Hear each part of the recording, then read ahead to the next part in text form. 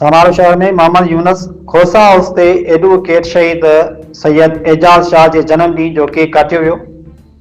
ख़बर मूजिब समारो शहर में मोहम्मद यूनस खोसो सैयद ज़ैनुल आबिदीन शाह ऐं आसिफ कास्केली जी मेज़बानी हेठि शहीद एडवोकेट सैयद एजाज शाह के जन्म ॾींहुं ते संदसि खे भेटा पेश करण लाइ खोसा हाउस समारोह में केक काटियो वियो, जंहिंमें वॾे अंग में सियासी समाजी अॻवाननि जी शिरकत, एडवोकेट शहीद सैयद एजाज शाह की मग़फ़िरत लाइ दुआ पिणु घुरी वई। जनम ॾींहुं जे केक काटण वारी रस्म में एडवोकेट शहीद सैयद एजाज शाह के वालिद सैयद गुलाम नबी शाह, संदसि नंढे भाउ सैयद अयाज शाह ख़ुसूसी तौर शिरकत कई।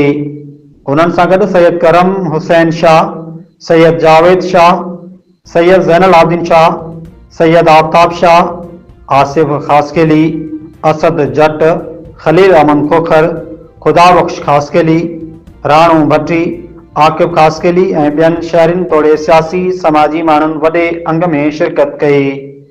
रिपोर्ट डॉक्टर एम लाल वाघानी, डिवीज़नल ब्यूरो चीफ।